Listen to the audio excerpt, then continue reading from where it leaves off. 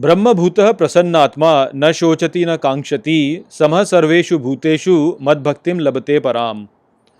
नमस्कार मित्रों, ये जो श्लोक है भगवद गीता के 18वें अध्याय का 54वां श्लोक है, जिसे हम आज गहराई से समझेंगे। तो आइए सबसे पहले इसके अर्थ को समझते हैं। तो जो श्लोक है वो कहता है, ब्रह्मभूतः प्रसन्नात्मा, अर्थात ब्रह्म होकर प्रसन्न आत्मा, न शोचति न कांक्षति, अर्थात न शोक करती है न आकांक्षा, समः सर्वेषु भूतेषु, अर्थात समान सभी भूतों में, मद भक्तिम लभते पराम, अर्थात मेरी परम भक्ति को प्राप्त करती है। तो श्री कृष्ण अब समझा रहे हैं कि जब आत्मा ब्रह्म के साथ तादात्म्य में स्थापित कर लेती है तो वह प्रसन्न हो जाती है और न शोक करती है और न कोई कामना करती है। ऐसी आत्मा वाला जो व्यक्ति होता है वह सभी प्राणियों में स्वयं को देखता है और ईश्वर के प्रति सर्वोच्च भक्ति को प्राप्त करता है।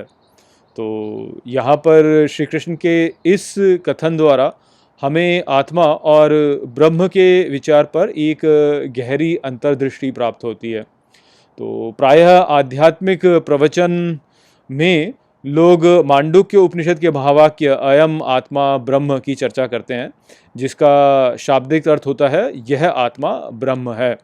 अब इससे लोग निष्कर्ष यह ही निकालते हैं कि जो आत्मा है वह ब्रह्म के समान है, जो कि सत्य तो है किंतु केवल उस व्यक्ति के लिए सत्य है जिसने ब्रह्म ज्ञान प्राप्त कर लिया है। जिसने अभी तक ब्रह्म ज्ञान प्राप्त नहीं किया, जो अभी भी अज्ञान में है, उसके लिए यह वक्तव्य सत्य होकर भी अभी असत्य ही है। तो यहाँ पर किसी वक्तव्य का सत्य होकर भी असत्य होना इसीलिए होता है क्योंकि ये जो वक्तव्य है ये भाषा के परे है, क्योंकि भाषा जो होती है वह कार्य कारणवाद तक सीमित है और ये जो वक्तव्य है यह कार्य कारणवाद के परे है। तो आइए इसको और गहरे से समझते हैं कि आत्मा वास्तव में क्या है और कैसे ये ब्रह्म है और क्यों इस बात को हम समझ नहीं पाते हैं। तो देखिए, हम सभी के भीतर एक अहम बोध उपस्थित है कि मैं हूँ। अब ये जो अहम बोध है यह एक विचार ही है जिस पर कि अन्य विचार फिर स्थापित किए जाते हैं। तो एक उदाहरण के रूप में यदि मैं आपसे कहूँ कि आप अपने बारे में मुझे बताइए या आप अपना वर्णन कीजिए, तो आप मुझे क्या बोलेंगे? आप इसी प्रकार से बोलेंगे कि मैं पुरुष हूँ या मैं स्त्री हूँ। आप ये बोलेंगे कि मैं भारतीय हूँ या मैं किसी और राष्ट्रीयता का हूँ।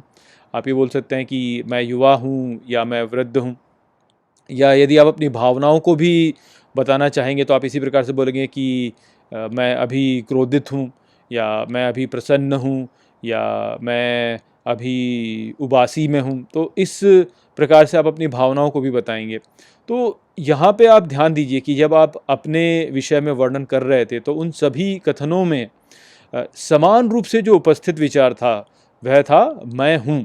उसके ऊपर ही फिर आपने अन्य विचारों को थोपा, जैसे कि मैं क्रोधित हूँ या मैं प्रसन्न हूँ या मैं पुरुष हूँ या स्त्री हूँ। तो इस प्रकार से जो पुरुष या स्त्री का विचार है या क्रोध का विचार है वह आपने मैं हूँ पर प्रक्षेपित किया।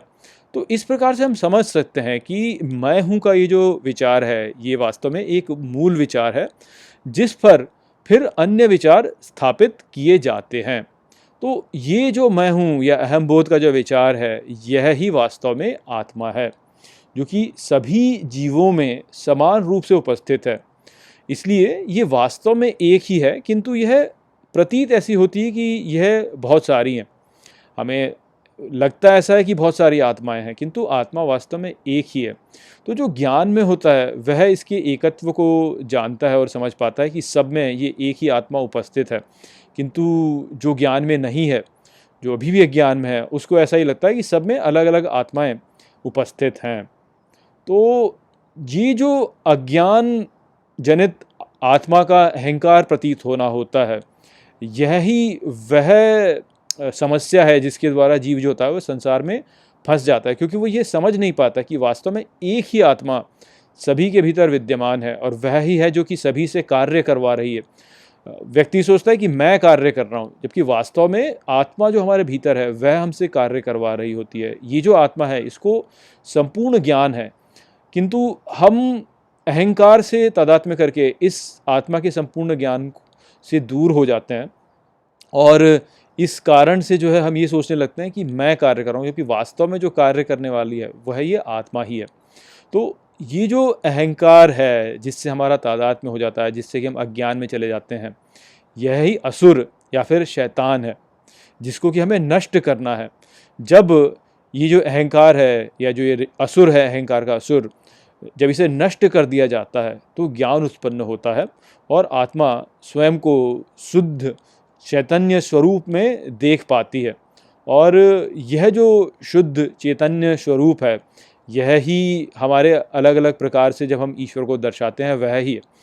तो जैसे ये जो शुद्ध चेतना है, यह एक काले पटल के अनुरूप है जिस पर कि यह संपूर्ण संसार जो है वह आरोपित किया जा रहा है।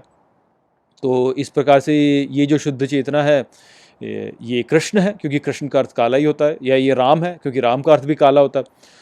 तो ये कृष्ण या फिर राम है। यह जो शुद्ध चेतना है यह शुभ है, इसलिए इसे शिव कहा जाता है। ये जो शुद्ध चेतना है इसमें ही समय और स्थान जो हैं वह गतिमान होते हैं, इसलिए इसे काली कहा जाता है।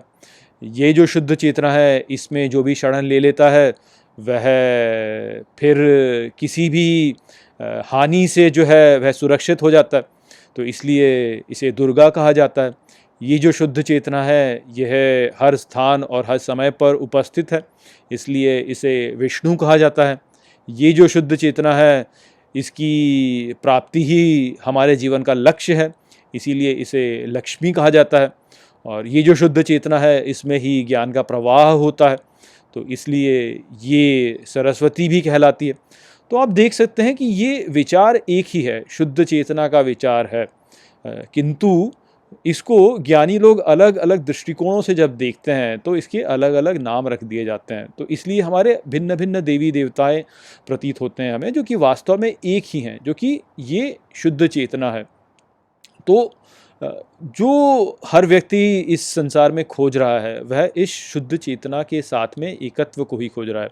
जो ज्ञान में है वह इस बात को जान लेता है कि ये जो शुद्ध चेतना है ये केवल मुझ तक सीमित नहीं है, मेरे शरीर तक सीमित नहीं है। ये शुद्ध चेतना जो है ये सर्वव्यापी है, और मेरा जो सर्वोच्च स्वरूप है वह ये शुद्ध चेतना ही है।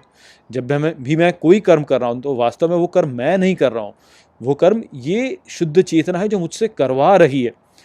तो संपूर्ण ब्रह्मांड के साथ में मैं एक हूँ इस प्रकार से। क्यों? क्योंकि ये शुद्ध चेतना सब में उपस्थित है, सबसे कर्म करवा रही है, मुझसे भी करवा रही है और अन्य लोगों से भी करवा रही है।